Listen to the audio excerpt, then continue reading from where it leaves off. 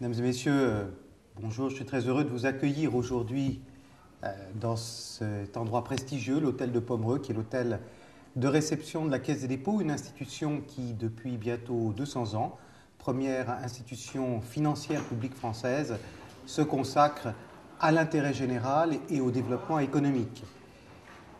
Cet engagement en faveur de l'intérêt général et du développement économique nous a conduit en 2007, au moment du lancement de l'Union pour la Méditerranée, à nous mobiliser pour ce grand projet qui est un des projets les plus importants de notre temps à l'initiative et à l'inspiration du président de la République. 3 chiffres simplement pour mesurer l'enjeu. Aujourd'hui, l'écart de développement entre la rive nord et la rive sud de la Méditerranée est de 1 à 6. C'est le plus important entre deux zones contiguës au monde. Deuxième chiffre, 2% seulement des investissements de l'Europe se dirigent vers son sud.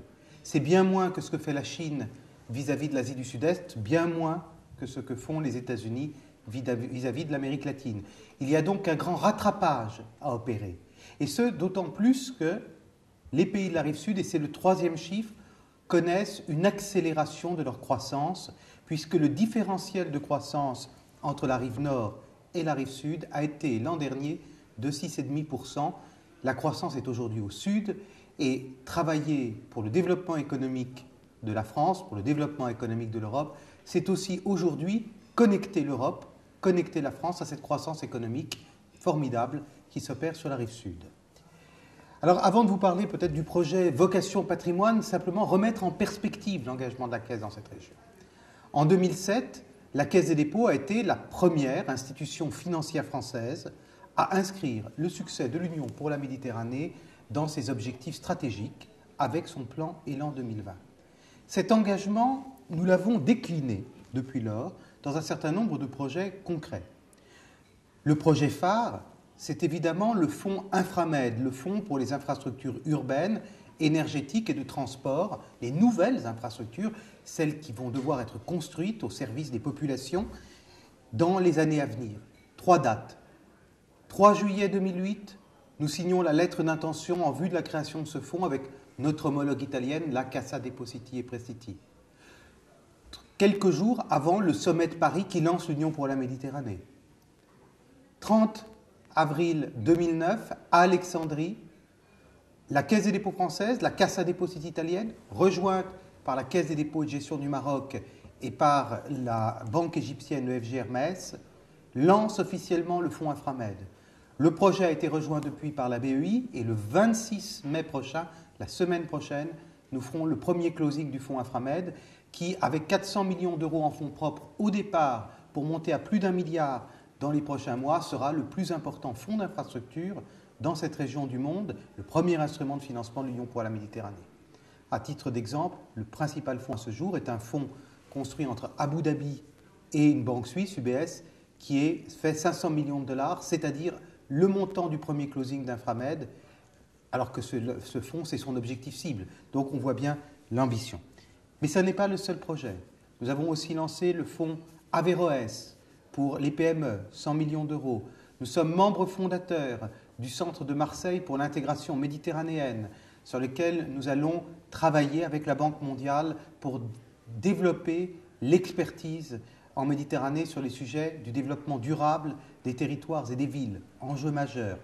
Et puis, c'est également le projet de plan solaire méditerranéen, où nous avons déjà un fonds carbone au Maroc et nous allons annoncer prochainement le lancement d'un fonds carbone méditerranéen. Et c'est vraiment dans cette série d'engagements très concrètes que s'inscrit notre soutien à Vocation Patrimoine et à ce projet des premiers ateliers du patrimoine méditerranéen.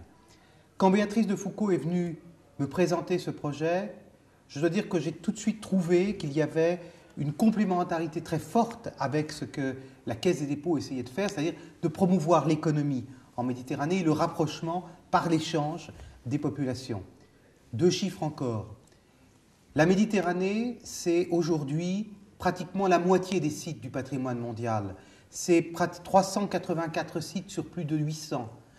Quelque chose, et le patrimoine, ce patrimoine commun de l'humanité, je rappelle que le concept avait été lancé par André Malraux, bien, c'est autour de cela que l'on bâtit l'échange. Comme le dit le proverbe arabe, c'est en connaissant les autres. Connaître les autres, c'est autant de trésors. Marafet enes kunuz.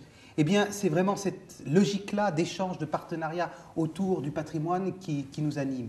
Et en même temps, le patrimoine, c'est un enjeu économique majeur. Aujourd'hui, la Méditerranée attire plus de 30% des flux touristiques mondiaux. C'est 200 milliards d'euros chaque année qui viennent en Méditerranée. Alors l'essentiel est au nord aujourd'hui, en Espagne, en France, en Italie. Mais le tourisme au sud de la Méditerranée connaît une croissance de plus de 13% par an en moyenne. Donc il y a un rattrapage également qui s'opère dans ce domaine et il faut encourager ce rattrapage, arriver à concilier la préservation du patrimoine, vraiment cet enjeu qui est un enjeu de connaissance mutuelle et d'échange et cette dynamique économique. C'est pour ça que nous avons, à la Caisse des dépôts, apporté immédiatement notre soutien à Béatrice de Foucauld et à son association, parce que nous croyons vraiment que c'est par des projets de cette nature qui viennent de la société civile que l'on va réussir à construire demain une Méditerranée qui va être une Méditerranée de partage, d'échange et de progrès économique partagé. Je vous remercie.